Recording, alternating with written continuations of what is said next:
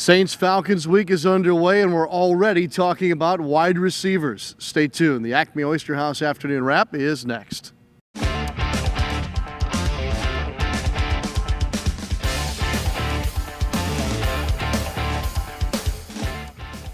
Hi again, everybody. Welcome into the Acme Oyster House Afternoon Wrap with John DeShazier. I'm Sean Kelley.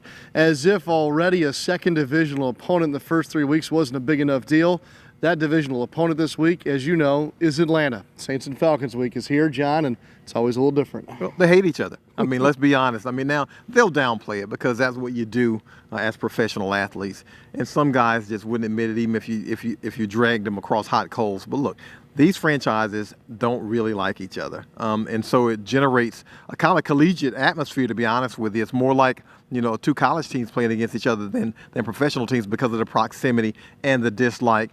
And oh, by the way, they're in the same division. Yeah, and the fans are ready to go. You can already tell the mood around the city is as such. We've got a lot of storylines to talk about as this matchup pairs two teams off to 1-1 starts this regular season. Some of the names are familiar, especially John at wide receiver. Yeah, both of these teams have some good wide receivers, but especially the Falcons. They've got a guy, Julio Jones, who for the last 5-6 years might be the best in the league. He's put up phenomenal numbers. I know he struggled some last year in the red zone, but he's had some seasons and some games where he has broken a lot of hearts. Yeah, no doubt. Over 75 catches, over 1,100 yards, throwing about 3 touchdowns too. Those are just the numbers for him against the New Orleans Saints, not against anybody else, the rest of the league or even the division, against the Saints.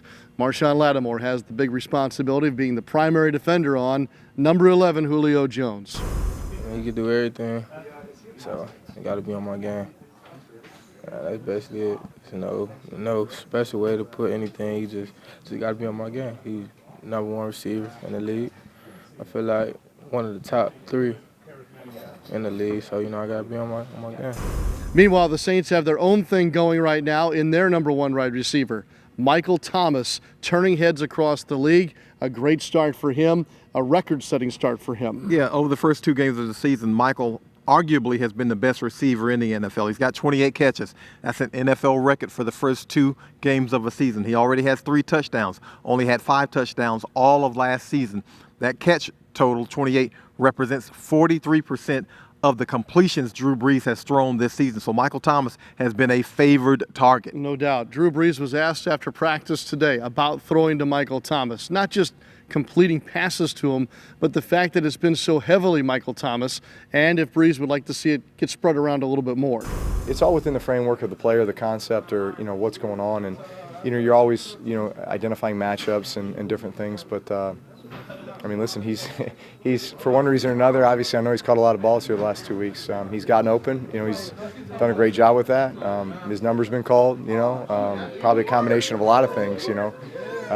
But I feel like we got other guys that can do it too. It's just a matter of what the defense is going to give us.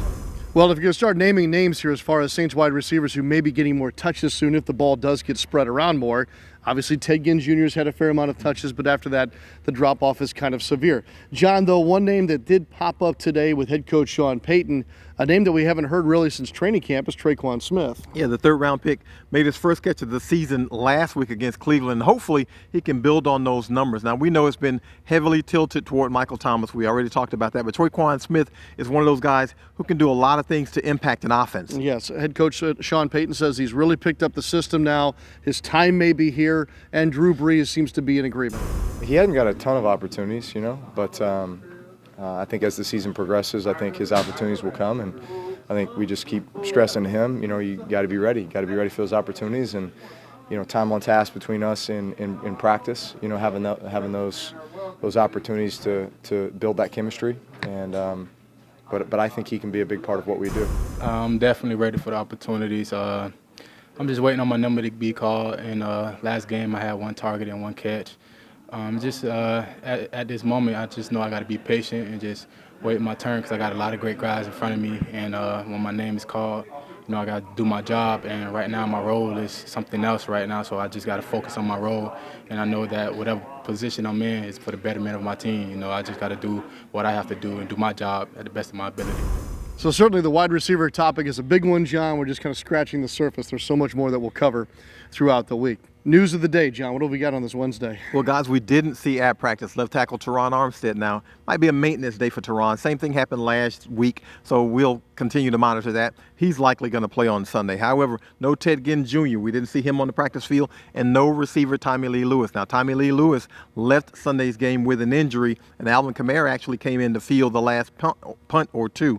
So we'll continue to monitor that situation also. Yeah, and another camp name, we mentioned Tre'Quan Smith earlier. Obviously, he's a draft pick, but Jay Bromley, who made some noise in the training camp period, was let go by the Saints. John, he's back today as well. Yeah, he'll give you some help at defensive tackle. I know the Saints like what he does along that defensive line. They got some pressure against Tyrod Taylor from Cleveland, sacked him 3 times. They're going to need somebody to help him get some push against Matt Ryan against the Falcons. All right, we're getting ready for the 98th regular season meeting between the Saints and the Falcons. Practice continues tomorrow here at the Osher Sports Performance Center, and John and I will be back with you. Have a great rest of your Wednesday, everybody.